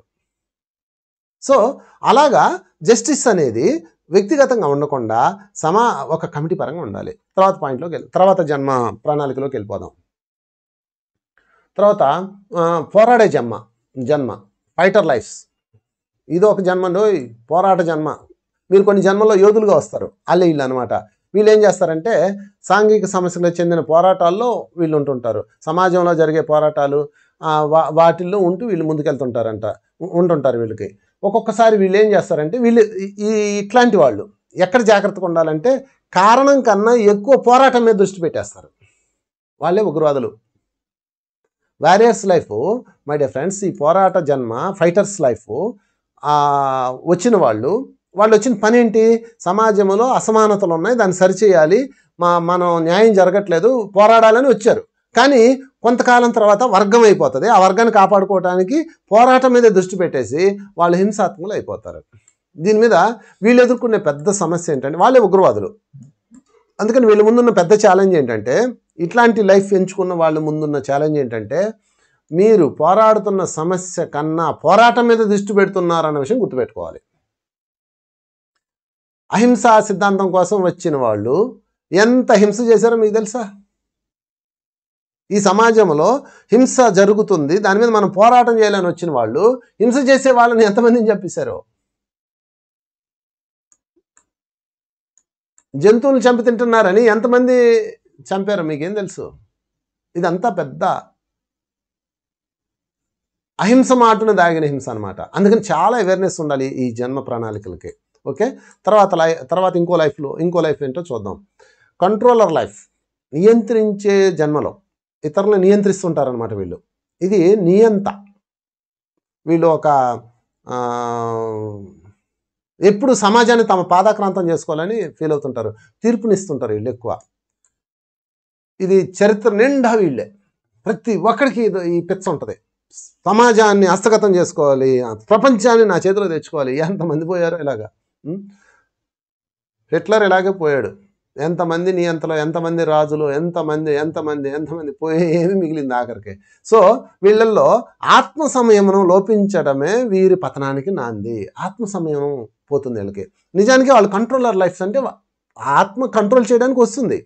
సమాజం పాడైపోతుంది, సమాజాన్ని మనం కంట్రోల్ చేయాలి. వచ్చాడు, వెరీ గుడ్. శంకరాచార్యుడు వచ్చాడు. భారతదేశంలో హిందూ ధర్మం నాశనం అయిపోతుంది, బుద్ధత్వం వచ్చేసి దాన్ని కంట్రోల్ చేయాలి. కంట్రోలర్ వచ్చాడు ఆయనే. కానీ ఎంతమంది బౌద్ధ భిక్షులు చంపారు తెలుసా? అంటే ఆత్మ సంయమనం లోపించేసింది వాళ్ళకి. అది భయంకరమైన ఉగ్రవాదం అయిపోతుంది, స్పిరిచువల్ ఉగ్రవాదం అవుతుంది అది. కనుక ఈ కంట్రోలర్ లైఫ్ అనేది చాలా కత్తి మీద సాము. ఆ జన్మ, ఆ ప్రణాళిక వాళ్ళు ఎంత అవేర్నెస్తో ఉండాలంటే ఆత్మ సంయమనంతో ఉండాలి. నేను ఎవరిని కంట్రోల్ చేస్తున్నాను, ఎందుకు కంట్రోల్ చేస్తున్నాను అవేర్నెస్తో ఉండాలి. లేకపోతే వాళ్ళు ఒక నియంత్రణ అయిపోతారు. మరలా ఆ జన్మ కడుక్కోవడానికి మళ్ళీ ఇందాక చెప్పిన జన్మల్లోకి వెళ్ళి ఒక్కొక్కటి వాష్ చేసుకుంటూ రావాలి. ఎంత కష్టం అనుకుంటున్నారు మై డియర్ ఫ్రెండ్స్. చూడండి ఎన్ని ఉన్నాయో లిస్టు. తర్వాత ఎక్స్పీరియన్స్డ్ లైఫ్స్, ఆస్వాదక జన్మలు. అబ్బా వీళ్ళ వల్ల ఏ తలనొప్పి లేదు. ఆస్వాదక జన్మలో మందు బాబులం మేము మందు బాబులం అని వస్తారు చూడండి. నా బ్యాచ్ అంతా వాళ్ళు ఎన్నటికీ తృప్తి చెందరు, తృష్ణ కలిగి ఉండరు. తమ అంతవరకు బాగుంటుంది. అధమ స్థాయి దగ్గరకు వచ్చేటప్పటికి బాధ్యత లేకుండా ఉంటారు, స్వార్థంతో ఉంటారు. వీరికి పెద్ద డ్రాబ్యాక్ అనమాట. వీళ్ళ వల్ల పెద్ద సమస్య లేదు, కానీ వీళ్ళ డ్రాబ్యాక్ ఏంటంటే ఆత్మ ఎదుగుదల ఉండదు. వీళ్ళు ఆస్వాదకు జన్మలేలే. ప్రకృతి ప్రేమికులేమో ఆత్మ ఉన్నత స్థాయి ఆస్వాదక ఎక్స్పీరియన్స్డ్ సోల్స్. ఈ పతనమైపోయి అంటే అధమ స్థాయి బాధ్యత లేకుండా ఉండి స్వార్థంతో తమ యొక్క ఎక్స్పీరియన్స్ కోసం ఇతరులని బలి చేసే వాళ్ళు అందరూ స్వార్థంతో ఉండి ఆ జన్మ ప్రణాళిక నాశనం చేస్తారు. ఫర్ ఎగ్జాంపుల్, ఇద్దరు వచ్చారు. వీడు ఆస్వాదకుడు, వీడు ఆస్వాదకుడు. వీడు ఏం చేశాడు? బాధ్యతతో ఉంటూ ఆస్వాదించాడు. వాడికి టిక్ మార్కులు ఏమందో నేచర్ ఇంకా కోఆపరేట్ చేస్తుంది. వీడు బాధ్యత లేకుండా ఆస్వాదించాడు. వీడిని వేసి పారేస్తుంది నేచర్. మళ్ళీ వీడిని తీసుకెళ్ళి ఇందాక చెప్పిన జన్మలో ఎక్కడో పెట్టేస్తుంది. అంటే నీకు ఈ లెసన్ లోపించింది కాబట్టి నువ్వు అక్కడ బాధ్యత జన్మలో ఉండని ఒక బాధ్యత జన్మలో పడేస్తుంది. వాడికి తట్టేడు సంసారం వస్తుంది, కుచేలుడు సంసారం లాగా. ఎంత లింక్స్ అనుకున్నారు ఫ్రెండ్స్, చాలా క్లియర్ కట్గా అర్థం చేసుకోండి. ఎంత సింపుల్ అంటే సబ్జెక్టు సరిగా అర్థం చేసుకుంటే. ఓకే, సో ప్రపంచ పర్యాటకులు ఉంటారు, తాగుబోతులు ఉంటారు, వ్యసనపరులు ఉంటారు, జోదగారులు ఉంటారు. వీళ్ళందరిది ఈ బ్యాచ్ అనమాట. వీళ్ళు అధమ స్థాయికి వెళ్లకుండా కనుక చూసుకుంటే, అంటే మీ యొక్క బాధ్యతని దాటిపోకుండా ఉండగలిగితే ఈ ఆస్వాదకుల జన్మ అద్భుతమైన జన్మ అవుతుంది. బాధ్యత దాటిపోతే నెక్స్ట్ జన్మకి అది మళ్ళా ప్రణాళిక అవుతుంది. ఆ జన్మలోకి వెళ్ళి వాళ్ళందరికీ మీరు మళ్ళా స్వాంతన కలిగించి రావాల్సి ఉంటుంది. ఓకే, ఇంకో కొన్ని జన్మలు చూద్దాం. లీడర్స్ లైఫ్, నాయకత్వం కోసం జన్మ. ఇదొక జన్మ వస్తుంది, ఇదొక ప్రణాళిక ఉంటుంది. తమ ప్రతిభను ఉపయోగించకుండా, వీళ్ళు చూడండి ఎలా ఉంటారో, తమ ప్రతిభను ఉపయోగించకుండా సుస్థిరమైన రంగాలు ఎంచుకొని సురక్షితంగా ఉండడానికి వస్తారు. అబ్బబ్బో, ఏం తెలియదు తెలుసా వీళ్ళదే. అంటే ఒక మంచి రాజకీయ నాయకుల కుటుంబంలోనో రాజుల కుటుంబంలోనో పుట్టేస్తారు. ఇంకా అక్కడ నుంచి వాళ్ళు సొక్కపడడానికే చూపిస్తారు. దానికి ఎగ్జాంపుల్ ధృతరాష్ట్రుడు. అంతవరకు ప్రాబ్లం ఏం లేదు, వాళ్ళకి ఈ ప్రణాళిక దొరకడం కొంచెం కష్టం పైన, ఎందుకంటే చాలా కాంపిటీషన్ ఉంటుంది. ఈ వచ్చిన వీళ్ళకున్న పెద్ద సవాల్ ఏంటంటే, వీళ్ళు ఎదుర్కోవాల్సిన సమస్య ఏంటంటే వారసత్వం మీద దృష్టి పెట్టకుండా ఉండగలిగితే చాలు. ఏ నాయకుడైనా సరే ఫెయిల్ అయ్యేది ఇక్కడే, వారసత్వం మీద దృష్టి. ధృతరాష్ట్రుడు ఎందుకు తన రాజ్యాన్ని సూచించలేకపోయాడు చెప్పండి? వారసత్వం మీద దృష్టి పెట్టాడు. నా కొడుకే రాజ్యం కావాలి, పంచపాండవులకు రాకూడదు. చూసారా, అక్కడితో వార్ స్టార్ట్ అయింది. వీడొక ముక్క ఆడొక ముక్క పంచుకొని జీవితకాలం బతికేయచ్చు. అంత సంపద ఎంత సంపాదించి పెట్టాడు భరతుడు, వాళ్ళ మనవలే కదా వీళ్ళందరూ. పోనీ శంతనుడు, పోనీ భీష్ముడు ఎంత సంపాదించి పెట్టారు. చెరొక మొక్క పంచుకొని నీకొక మొక్క నాకొక మొక్క, నీకొక ముద్ద నాకొక ముద్ద అని పండగ చేసుకోక అంతా పట్టేయాలి. వారసత్వ పెచ్చ. దాంతో ఈ నాయకత్వ ప్రణాళికలో వచ్చిన ఆత్మ కొత్త కర్మలు చేసి మరలా 100 జన్మల కిందకెళ్ళి ఇందాక చెప్పిన లిస్టులో ఒక్కొక్కటి ప్రణాళిక బ్లాక్స్ క్లియర్ చేసుకుంటూ తిరగాలి. ఎంత ప్రణాళిక ఉందో చూడండి, ఎంత జాగ్రత్తగా ఉండాలో చూడండి. అందుకని మీరు ఎవరైతే నాయకులై ఉన్నారో మీరు వారసత్వం మీద కానీ ఎక్స్పెక్టేషన్స్ మీద కానీ మైసెల్ఫ్ మీద కానీ దృష్టి రాకుండా చూసుకోవాలి. ధృతరాష్ట్రుడే ఎగ్జాంపుల్. చివరికి ఏం మిగిలింది ధృతరాష్ట్రుడికి? 100 కొడుకులు ఫట్. ఓకే, తర్వాత ఇంకొక జన్మ గురించి పరిచయం చేస్తాను, ఇంకొక జన్మ ప్రణాళిక గురించి. లోన్లీ లైఫ్స్, ఏకాంత జన్మలో వీళ్ళ వల్ల ఏ తలనొప్పి లేని ఏకైక జన్మ ఏదైనా ఉందంటే ఇదే. వాళ్ళు ఎవడు జోలు రారు, మూలకెళ్ళి కూర్చుంటారు, వాళ్ళ పుస్తకాలు చదువుకుంటారు, వాళ్ళ ఫోన్ వాళ్ళు చూసుకుంటారు, ఎవరితో ఫ్రెండ్షిప్ చేయరు, ఎవరితో మాట్లాడరు, ఇతరులతో అతిగా సంబంధాన్ని కలిగి ఉండకుండా ఉండేలా వాళ్ళు ప్రణాళిక చేసుకుంటారు. వీడి పెళ్లి గిల్లి చేసుకోవడానికి రాడు, కానీ వీడి చుట్టూతో ఉన్న వాళ్ళు ఎవరో కర్మకాలిన వాళ్ళని తీసుకొచ్చి వీడికి పెళ్ళంగా పెడతారు. ఈ భార్యకి ఇక రోజు సినిమానే, వాడు పట్టించుకోడు. చాలా మంది కంప్లైంట్ ఇస్తుంటారు కదా, నా మొగుడు అసలు కనీసం చూడండి, ఎప్పుడు ఆ టీవీలో మునిగి ఉంటాడండి. అంటే వాడు ఏకాంత లైఫ్ ఎంచుకున్న ప్రణాళిక ఆడిది. మీరు వెళ్ళి నా ఇంక చూడు నన్ను చూడు అంటే అడి చూస్తాడు. మీరు వాడు ఏకాంతాన్ని చెడగొడితే వాడు అప్పుడు మళ్ళా లీడర్ లైఫ్లోకి వెళ్ళిపోతాడు, అక్కడ నుంచి కర్ర తీసుకుంటాడు. అందుకని ఎవడు ఎలా ఉంటే వాడిని అలా ఉండనీయడమే ముఖ్యమైన ఉద్దేశం. ఒంటరిగా ఉన్నప్పుడు అత్యుత్తమైన విశ్రాంతి, సౌఖ్యం కలిగి ఉంటారు వీళ్ళు. కొంతమంది చాలామంది చూడండి, వాళ్ళు ఒంటరిగా బతికేస్తుంటారు. వాళ్ళని చావటి చెవులు మోస్తారు, పెళ్లి చేసుకో నువ్వు పెళ్లి చేసుకో పెళ్లి చేసుకో అని. వాడి డిజైన్లో అది లేదు. నిజంగా ఏకాంత లైఫ్ కోరుకున్న ఎవరికి జీవితంలో పెళ్లి లేదు, కానీ బలవంతంగా తెచ్చి తగిలిచ్చేస్తారు. ప్రణాళిక ఒకటి ఉంటే బలవంత ప్రణాళిక ఇంకోటి ఉంటుంది భూమి మీద. అదేంటంటే ప్రణాళిక లేకుండా ఎలా జరిగిందండి అంటే వీళ్ళు థాట్ పవర్తో జరుగుతుంది, తగిలిస్తారు. ఇక అక్కడి నుంచి వీళ్ళిద్దరికి నరకం ఎగ్జాంపుల్ రాస్తుంటారు. ఎవడైతే చేసాడో వాళ్ళ దగ్గర నుంచి అందరూ పడుతుంటారు. అందుకని మీరు ఎప్పుడైనా సరే ఇలాంటి వాళ్ళు ఒంటరిగా జీవించడానికి, ఎవరితో మాట్లాడకుండా ఇష్టపడడానికి ఉన్న వాళ్ళు మీరు అలాగే వదిలేయాలి. వాళ్ళు కళ్ళల్లో కళ్ళు పెట్టి చూడు, నాతో మాట్లాడు, ఈ ఎక్స్పెక్ట్ చేయకండి. వాళ్ళ దగ్గర ఉండవు అవి. వాళ్ళు మీ జోలు రానందుకు సంతోషించండి. అలాంటి వాడితో ఉండే ప్రణాళిక మీది. అలాంటి వాడితో ఉంటూ ఎలా జీవించాలన్నది మీ ఛాలెంజ్. ఇది అక్కడ అర్థం చేసుకుంటే ఇంక అయిపోయింది ఫ్రెండ్స్. లైఫ్ ఎంత క్లియర్గా ఉందో చూడండి. ఒక భార్యాభర్తల్లో వాడు ఏకాంతి, నువ్వేమో కాంతి. లేదా భార్య ఏమో ఏకాంతి, భర్త ఏమో కాంతి. ఎట్ట కుదురుతుంది? వీడు అన్ని చోట్ల పోతుంటాడు, ఏమో రాదు, మూల కూర్చోటుంటుంది. ఇప్పుడు రాదని గొడవ పడుతుంటాడు. ఇది కానీ అర్థం చేసుకున్నారనుకోండి, ఓహో ఈమె ఏకాంత లైఫా, ఏకాకి జన్మది. ఒకటే కాకి. లోనర్ లైఫ్స్ అంటారు వీళ్ళని. వాళ్ళ ప్రణాళిక అది. వాళ్ళు ఏం చేస్తారు? వాళ్ళు ఎందుకు మాట్లాడతారు మీతో? వాళ్ళ లోకంలో వాళ్ళు ఉంటారు. మా ఫాదర్ ఉండేవాళ్ళు. మేము అందరం ఇంట్లో ఉన్నాం అనుకో, ఆయన ఇంట్లో ఉన్నాడు, బయటికి వెళ్ళిపోయాడు. నేను చిన్నప్పుడే మా ఫాదర్ని చదివేశాను. మేమందరం బయటికి వెళ్ళామనుకో, రండి నాన్నగారు అంటే వచ్చేవాడు కదా, మీరు పోయిరండి అనేవాడు. మేము పోయిన తర్వాత టీవీ పెట్టుకుని ఒక్కడే కూర్చొని దూరదర్శన్ ఛానల్ చూసేవాడు. అప్పట్లో దూరదర్శన్ ఉండేది. ఎవరితో కలవడో, ఎవరితో మాట్లాడడం అనుకునేవాళ్ళు. నేను ఆశ్చర్యం చూసేవాడు. మా నాన్న ఆయన ఎంత హాయిగా ఉండేవాడు. ఆయన లోకంలో ఆయన బీడీ వెలిగించుకొని ఆ టీవీ చూస్తే హాయిగా బుర్రకథలు ఎంత ఎంజాయ్ చేసేవాడు. వాళ్ళ ఆనందంలో వాళ్ళు ఉంటారు. వాళ్ళని మనమే చెడగొడతాం. అందుకనే ఈ లైఫ్స్ జోలి వెళ్ళకండి. వాళ్ళని అలా బతకనియండి. మీరుగా ఉండండి. వాళ్ళ మీద ఎక్స్పెక్టేషన్స్ తీసేయండి. వీరితో జీవించడం అత్యుత్తమైన ఛాలెంజ్ అని చెప్పాను కదా, అందుకని ఆ ఛాలెంజ్ని ఎదుర్కోండి. తర్వాత లోసర్ లైఫ్స్, లోనీ లైఫ్ చెప్పాను కదా. ఇప్పుడు లోసర్ లైఫ్ అంటే విజిత జన్మలో ఒక దరిద్ర కొట్టి జన్మ ఏదన్నంటే ఇదే.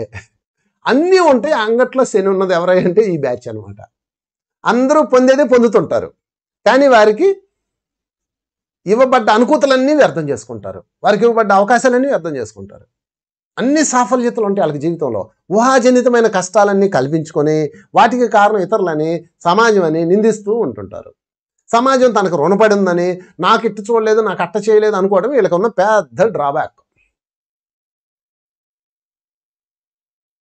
కనుక వీళ్ళకి సంతోషంగా ఉండాలంటే ఇలాంటి వాళ్ళు సమాజం నాకు ఇవ్వడానికి ఉన్నదాన్ని మర్చిపోయి నేనేమి ఇవ్వాలనేది ఆలోచిస్తూ ఉండాలి. లోసర్ లైఫ్స్ చాలామంది మీరు చూడండి కంప్లైంట్ చెప్తుంటారు, నా బతికేంటోనండి, చిన్నప్పటి నుంచి నాకు ఎవరో తోడు ఉండరండి, నేను ఎవరితో ఫ్రెండ్షిప్ చేసినా ఉండరండి అంటే వదిలి, ఓహో ఈ లోసర్ లైఫ్ గడ అనమాట అనుకోవాలి మీరు. విజిత జన్మలో అందరికి ఇవ్వబడ్డట్టే వాడికి ఇవ్వబడతాయి, కానీ వాడికి నచ్చదు, అది కట్ చేసేస్తాడు. వాడికి నెగిటివ్ చూస్తుంటాడు, ఎప్పుడు కంప్లైంట్స్ ఎత్తుతుంటాడు. వీడిని తీసుకెళ్ళి స్వర్గంలో కూర్చోబెట్టినా ఏం స్వర్గం అండి, ఇక్కడ ఏసీ సరిగ్గా పని చేయట్లేదు అంటాడు. వాడిని తీసుకెళ్ళి మండు ఎండలో నడవాలో కూర్చోబెట్టినా ఏం ఎండ అండి, దరిద్రం ఎండ, చచ్చిపోతారా పట్టాడు. పోనీ ఎండ వచ్చింది చస్తున్నాడని చెప్పేసి వర్షం కురిపిస్తే ఏం వానండి, ముసిరిపోయి చస్తున్నాం ఎదవ్వాన అంటాడు. పోనీ చల్లగాలి ఇస్తే చస్తున్నామండి గాలులతో అంటాడు. మీరు ఏం చేయండి వాడు ఇదే మాట్లాడతారు. వీరికి ఇవ్వాల్సిన ట్రీట్మెంట్ ఏంటంటే వీరిని ఎలా ఎదుర్కోవాలంటే వారి సమస్యలకు వారే కారణమని వాళ్ళని బాధ్యత వహించేలా చేయాలి.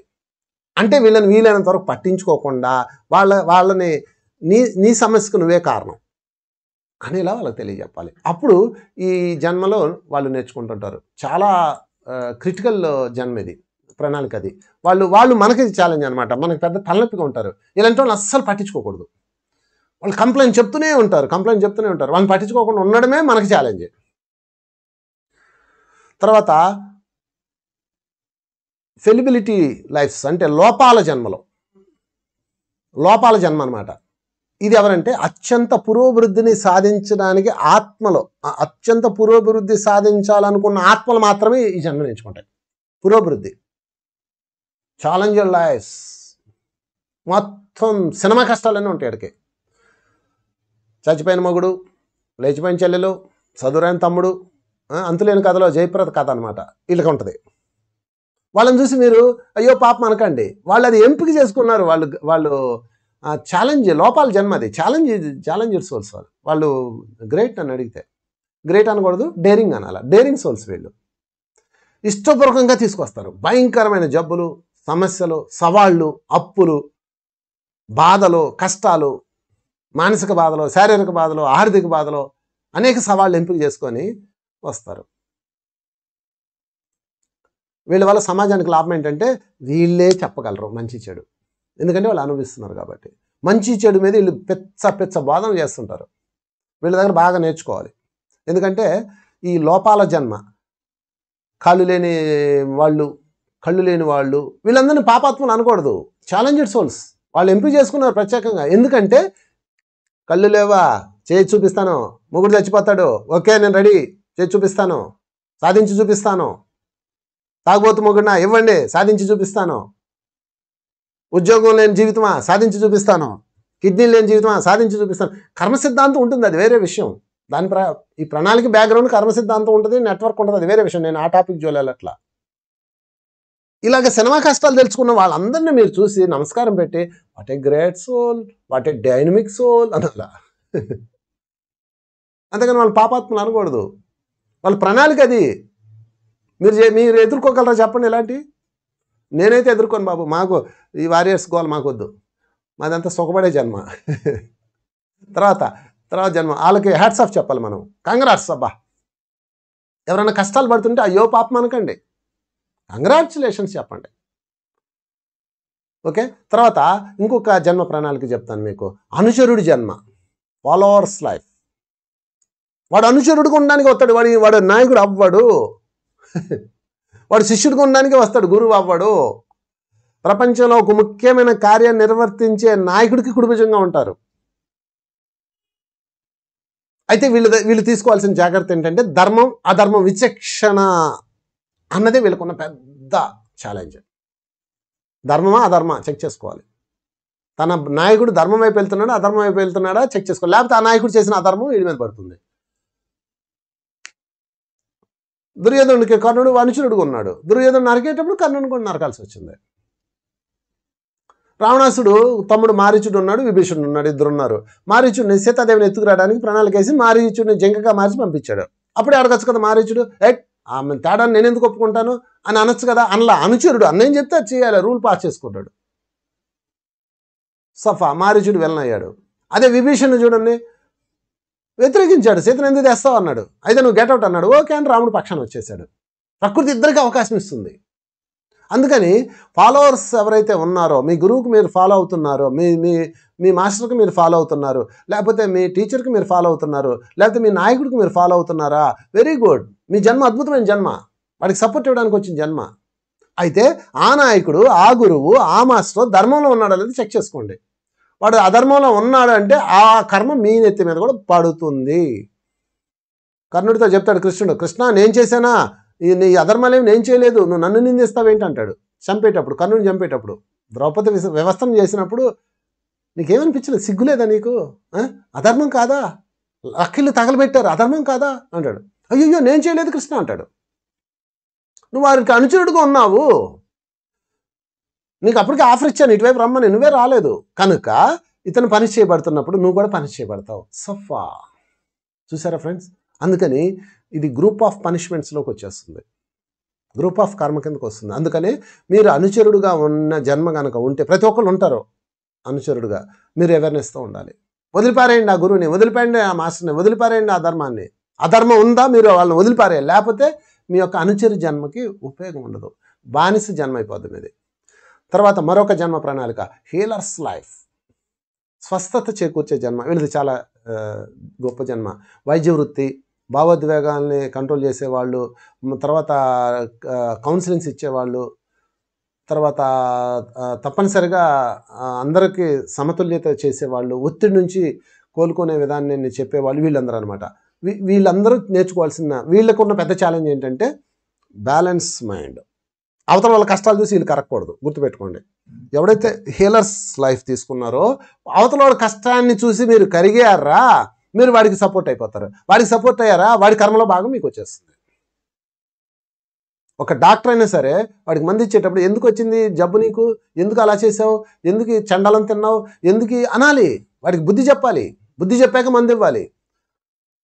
సరే డాక్టర్ పక్కన హీలర్స్, చాలామంది హీలింగ్ చేసేవాళ్ళు ఉంటారు, ఎనర్జీ ఇచ్చేవాళ్ళు ఉంటారు. వాళ్ళందరూ కూడా గుర్తుపెట్టుకోండి, మీరు హీలర్స్ లైఫ్ తీసుకున్నారు, నేను ఒప్పుకుంటా, మీ ప్రణాళికలో హీలర్గా వచ్చారు, ఒప్పుకుంటా. కానీ మీరు సమతుల్యత మీద కనుక దృష్టి పెట్టకపోతే వాడి కర్మని మీరు మొయ్యాల్సి వస్తుంది. వాడిని ఎడ్యుకేట్ చేయాలి. జీసస్ కుంటివాడికి కాళ్ళు ఇస్తాడు, కంటి చూపులేడు కంటి చూపిస్తాడు. తర్వాత వాడు అందులో ఒకడు చేపలు పట్టుకుంటూ ఉంటాడు, ఒకడు గుర్ర పోటీలో జనాలను చంపుతూ ఉంటాడు, దొంగతనాలు చేస్తుంటాడు. నువ్వెందుకు కాలు ఇచ్చేవాడికి?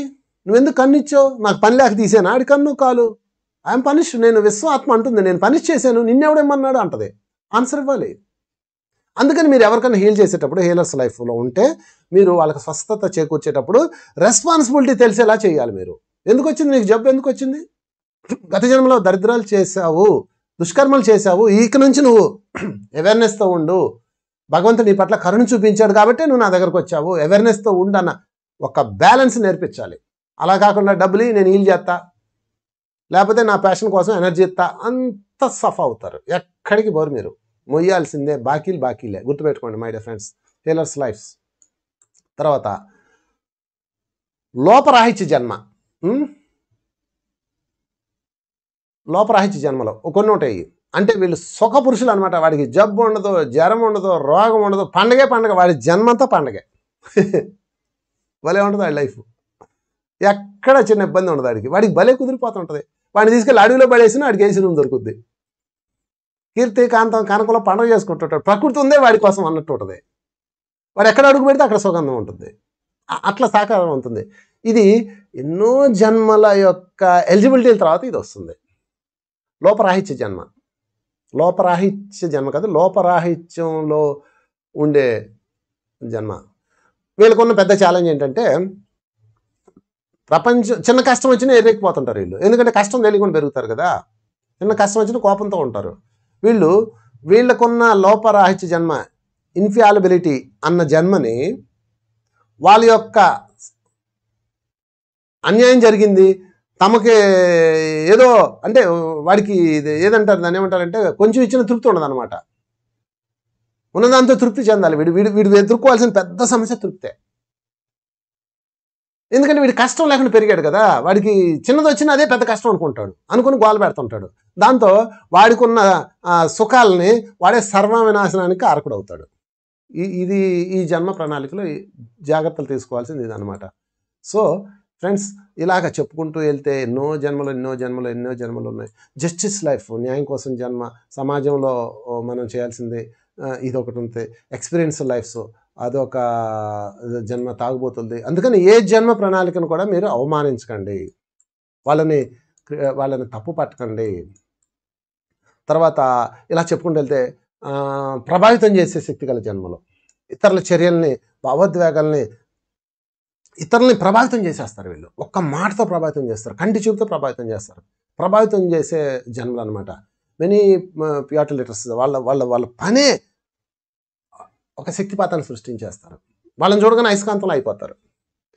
వీళ్ళకున్న పెద్ద ఛాలెంజ్ ఏంటంటే తమకు వచ్చిన ఆ శక్తిని భగవంతుడు కేంద్రంగా మార్చి వర్క్ చేయాలి.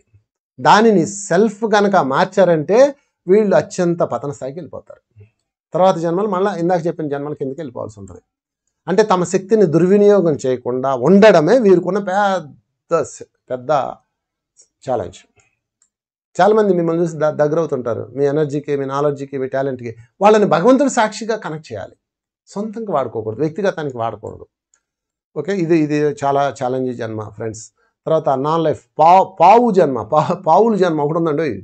పావుల జన్మ అంటే తెలుసా మీకు? వాడి బలిపశువు అనమాట. బలిపశువు అవడానికి కొంతమంది ఉంటారు. ఈ ప్రపంచంలో అత్యంత కీలక పాత్ర వీళ్ళది. హృదయాన్ని విపార్జితం చేయడానికి వాళ్ళు జన్మలు తీసుకుంటారు.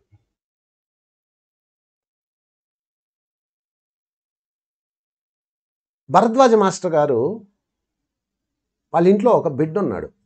భరద్వాజ మాస్టర్కి ఆ బిడ్డ అంటే చాలా ఇష్టం. ఐ థింక్ అక్క కూతురు అనుకుంటా, కూతురు నాకు బాగా గుర్తులేదు. ఆ బిడ్డ చనిపోతుంది. చనిపోగానే భరద్వాజ మాస్టర్ ఒక వైరాగ్యంలోకి వెళ్ళిపోతాడు. వైరాగ్యంలోకి వెళ్ళి ఆయన ఆ వైరాగ్యంలో సిడీ సాయి కనెక్ట్ అవుతాడు. సిడీ సాయి కనెక్ట్ అయిన తర్వాత ఆయన తత్వం అంతా తెలుసుకొని ఆయన జ్ఞానామృతాన్ని అంతా ఆయన గ్రోలి మొత్తం ఆంధ్ర రాష్ట్రంలో సిడీ సాయిని విస్తారంగా తీసుకొచ్చాడు. చూసారా? అంటే ఒక సిడీ సాయి యొక్క చైతన్యము విస్తారంగా అందించబడడానికి భరద్వాజ మాస్టర్కి ఒక పావు కావాలి. ఆ పావే ఆ పాప. అంటే ఆ పాప ఆ ప్రణాళిక మీదే వచ్చింది. ఈరోజు భరద్వాజ మాస్టర్ సమాధి పూజించబడుతుంది. చూసారా? అంటే వాళ్ళు పావులకు వస్తారు. వాళ్ళు అద్భుతమైన జన్మలు వాళ్ళే. పాన్ లైఫ్స్ అంటారు వాళ్ళని. ఈ ప్రపంచంలో అత్యంత కీలక పాత్ర నిర్వర్తిస్తుంటారు. హృదయాన్ని విపార్జితం చేయడానికి వాళ్ళ జన్మలు ఉపయోగిస్తుంటారు. వీళ్ళ ముందున్న పెద్ద సవాలు ఏమిటంటే తాము దేనికి ఉపయోగపడుతున్నామో ఎరుగుతూ ఉండాలి వాళ్ళు. ఫర్ ఎగ్జాంపుల్ ఘటోత్కచుడి జన్మ చూడండి, ఓ పావు అయిపోయాడు మహాభారత సంగ్రామంలో. కర్ణుడు దగ్గర ఉన్న పాశుపత అస్త్రాన్ని అర్జునుడి మీద వేయడానికి దాచిపెడితే కృష్ణుడు అతను ఉపయోగిస్తాడు. పావుగా వాడాడు, అతనికి తెలుసు ఆ విషయం. సో ఇలాగ ఎన్నెన్నో జన్మలో ఎన్నెన్నో ప్రణాళికలు ఫ్రెండ్స్. స్తబ్దతగా జీవించే జన్మ, శాంతి కాముకు జన్మ. శాంతి కాముకులు కొంతమంది ఉంటారు, వాళ్ళు శాంతి కోసం వస్తారు, పిచ్చ శాంతి చేసేస్తారు. శాంతి కోసం వచ్చి ఇక్కడ శాంతి లేదని అశాంతి చేసేస్తారు. అంత అవేర్నెస్ ఉండాలి అక్కడ. తర్వాత సహనం కోసం ఒక జన్మ, తర్వాత ప్రదర్శకుల కోసం ఒక జన్మ. శాఖాహార ర్యాలీలు చేసే వాళ్ళందరూ ప్రదర్శకుల జన్మ. వాడు తప్ప ఇంకోటి చేయడు, వాడు క్లీన్ అండ్ గ్రీన్ ప్రదర్శనలు చేస్తుంటాడు. వాడు లేకపోతే మానవులకు హక్కుల కోసం. కొంతమంది చూడండి ప్రదర్శనల కోసం వస్తారు, ఇంక దేనికి రాదు. నాకు ఆశ్చర్యం వస్తుంది, వీడు ఎన్నిసార్లు చెప్తాను నేను, వరే వచ్చి నువ్వు పలానా పని చేయాలంటే రాడు వాడు. అది ర్యాలీ ఉందంటే వస్తాడు, వాడికి అదొక కిక్కు. అంటే వాడి జన్మ ప్రదర్శకుడి జన్మ. తర్వాత పీడితుల జన్మ, అంటే వాళ్ళు పీడించడానికి వస్తారనమాట. పీక్కు తినడానికి పుడతారు వాళ్ళు. ఎందుకంటే పీక్కు తినిపించుకోవడానికి ఒకడు ఉన్నాడు కదా, మరి ఆయన పీక్కు తినడానికి ఒకటి కావాలి కదా, వాళ్ళ జన్మ అది. తర్వాత పేదరికం కోసం ఒక జన్మ, కుచేలుడి జన్మ. అందులో ఏమి నేర్చుకుంటాడో మీకు అర్థమై ఉంటుంది పాటికి. అంతేంద్రియ జ్ఞానం కోసం ఒక జన్మ. ఒక జన్మంతా అంతేంద్రియ జ్ఞానం సంపాదించడానికే తిరుగుతుంటారు. ఆ జ్ఞానాన్ని మళ్ళీ సమాజానికి వాడితే ఉపయోగపడుతుంది, వ్యక్తిగతంగా వాడితే మళ్ళీ కిందికి పీడింపబడే జన్మకి వెళ్తాడు. అక్కడ పీడింపబడ్డాడు అనుకుని మళ్ళీ పీడించే జన్మకి వెళ్తాడు. ఇలాగా మారుతా అటు ఇటు పెచ్చ ఎక్కిచ్చే పెద్ద నెట్వర్క్ ఇది. అందుకని మీరు ఏం చేస్తారంటే ఈ రోజు నుంచి ఫ్రెండ్స్ ఎంపిక చేసుకోండి. ఇది అర్థం కావాలంటే ఇప్పుడు నేను చెప్పినంత లిస్ట్ ఉంది. నిరాకరణ జన్మ అదొకటి ఉందండో. అంటే వాళ్ళు ఏది నిరాకరిస్తూ ఉంటారు. నో నువ్వు పనికిరావు, నో అంటుంటారు. వాడి జన్మే అది. మళ్ళీ ఒకే జన్మలో నిరాకరణ ఉండొచ్చు, పీడితం ఉండొచ్చు, సహనం ఉండొచ్చు. ఇలా 4-5 పెట్టుకొని రావచ్చు ప్రణాళికలో ఒక జన్మలోనే. అది వాడి యొక్క ఆత్మశక్తిని బట్టి ఉంటుంది. తర్వాత రక్షకుడు జన్మ, వాడు రక్షణ కోసం వస్తాడు, రక్షక భటుడు. వాడి జీవితం అంతా రక్షక భటుడుగానే ఉంటాడు. గుర్కా తడుచుకుని ఇంకో ఉద్యోగం చేసుకొచ్చాడు, 20 రూపాయలకు పని చేస్తాడు. నాకు ఆశ్చర్యం వేస్తుంది. మీరు చూసారా లేదా గోర్ఖాలు ఎలా ఉంటారు? వాళ్ళ దగ్గర ఏం ఎక్స్పెక్ట్ చేయరు. రాత్రి వస్తారు, విజులు ఊదుకుంటూ అటు ఇటు తిరుగుతుంటాడు. వాడు రక్షకుడి జన్మ ఆడిది. వాడికి అది వదిలేసి అరే ఏంట్రా రాత్రి అంతా తిరుగుతావు, నెలకి ఒక్కొక్క ఇంటికి 20 రూపాయలు 30 రూపాయలు ఇస్తారు. వాడికి అంత మించి ఏం రాదు, ఎక్కడైనా పని చేసుకున్న అంతకన్నా వస్తుంది. కానీ వాడు ఆ రక్షకుడి జన్మలోనే ఉంటాడు. ఎందుకంటే వాడి ప్రణాళికలు అది ఉంది, వాడి ఆత్మ ఆ పని మీద పంపింది. తర్వాత బాధ్యత జన్మ, ఒక జన్మలో పుట్టేడు బాధ్యతలు పెట్టుకొని వస్తాడు. వాడికి ఆ బాధ్యత తప్ప ఇంకోటి ఉండదు. మీరు ఆయన తీసుకొచ్చి అవన్నీ వదిలేసి చక్కగా ఇలా ఉండంటే నాకు బాధ్యతలు ఉన్నాయండి అంటాడు. మరి రారా సరదాగా సినిమాకి రారా అంటే నాకు బాధ్యతలు ఉన్నాయండి అంటాడు. ఎక్కువ ఆడవాళ్ళు వస్తుంటారు ఈ జన్మలోకి. తర్వాత ఆధ్యాత్మిక జ్ఞానం కోసం ఒక జన్మ, ధ్యానము, సాంగత్యము, పుస్తకాలు నలిపారేస్తారు. దొరికిన పుస్తకాలను తినేస్తుంటారు వీళ్ళు, పుస్తకాలు పురుగులు అనమాట. తర్వాత నిగ్రహ జన్మ, కొన్ని జన్మల్లో వాళ్ళకి నిగ్రహం కోసమే వస్తారు, పూర్తి నిగ్రహం. అబ్బా వాళ్ళ జన్మలో వాడికి తాగుబోతు ఫ్రెండ్స్, తిరుగుబోతు ఫ్రెండ్స్, భయంకరమైన వ్యసన పరులు చుట్టూతో ఉంటారు. అయినా నిగ్రహం ఉంటాడా లేదా అన్నది ఆ జన్మ యొక్క ఎండింగ్లో తెలుస్తుంది. ఉండడం కోసం వస్తాడు, నిగ్రహం నేర్చుకోవడానికి వచ్చాడు అంతే. టెంప్ట్ చేయడానికి చుట్టూతో వాళ్ళు బోల్డ్ మంది ఉంటారు ఆడికి, లేకపోతే ఆమెకి. అది నిలబడాలి. ఇవన్నీ ఎలా తెలుస్తాయంటే మీ ముందున్న పనులను బట్టి తెలుసుకోవాలి మీరు. యోధుల జన్మ, కొంతమంది యోధులుగా వస్తారు. విజేత జన్మ, ఈ జీవితంలో విజయం సాధించడానికి వస్తాడు. ఇలాగా మై డియర్ ఫ్రెండ్స్ అనేక జన్మలు ప్రణాళికలు, జన్మ ప్రణాళికలు ఫర్ ద పర్పస్ ఆఫ్ ఆత్మ పూర్ణాత్మ అవడం కోసం. ఇంకా ఏ పని లేదు, ఎక్కడ బాకీ లేవు. ఈ పూర్ణాత్మ అయ్యే ప్రాసెస్లో ఇప్పుడు నేను చెప్పిన లిస్ట్లో దాదాపు 20, 30, 20, 25 జన్మలు చెప్పాను. ఒక్కసారి రివైండ్ చేసుకుని అన్నీ రాసుకొని మీకు తెలిసిన వాళ్ళు ఏ జన్మలో ఉన్నాడు అనేది మీరు ఒక్కసారి అనుకోండి. అంటే మీ అవగాహన కోసం వీడు ఏ జన్మలో ఉన్నాడు, వీడు నిగ్రహ జన్మలో ఉన్నాడు అనమాట. అబ్బాడు ఎంత బ్యాలెన్స్గా ఉంటాడు, వీడు నిగ్రహ జన్మ అనమాట. యూ కాంట్ చీట్ మీ అంటాడే అలాగనమాట. నేను మొనార్క్ని అంటాడు అలా అనమాట. వాడేమో సహనం నేర్పించడానికి జన్మ. ఎప్పుడు ధ్యానం శాంతంగా ఉండేవాడు శాంతికాముకి జన్మ అనమాట. అలాగే మీరు మీ చుట్టూతా ఉన్న 100 మంది ప్రజలు ఉన్నారు, వాళ్ళందరినీ పరిశీలించి ఒక లిస్ట్ తయారు చేసుకొని, ఓహో వీడిది ఈ జన్మ, వీడిది ఈ జన్మ అని మీరు స్టడీ చేయండి కొన్ని రోజులు. అప్పుడు మీకు ఏమవుతుందంటే మీ యొక్క థర్డ్ ఐ నాలెడ్జ్ యాక్టివ్ అయిపోతుంది. థర్డ్ ఐ అంటే అదేదో చూడటం కాదు ఫ్రెండ్స్, మీ ముందున్న దాన్ని అర్థం చేసుకోవటమే, వాళ్ళ లోపలికి వెళ్ళి చూడడమే. దానినే థర్డ్ ఐ జ్ఞానము, దివ్య జ్ఞానము అంటారు. సో హోంవర్క్ ఏంటంటే మీ ముందున్న ప్రజలందరినీ మీతో సహా ఇప్పుడు చెప్పిన లిస్టులో మీరు ఎక్కడున్నారు, ఎందులో ఉన్నారు చూసుకొని, ఒక్కొక్కసారి 4 ఉంటాయి, ఆ 4 జన్మలు ప్రణాళికలుగా భావించి వాటి పట్ల తీసుకోవాల్సిన జాగ్రత్తలు, వారి పట్ల మీరు తీసుకోవాల్సిన అవేర్నెస్ పెంచుకొని ఆత్మ విజ్ఞానులు కావాలని కోరుకుంటున్నాను.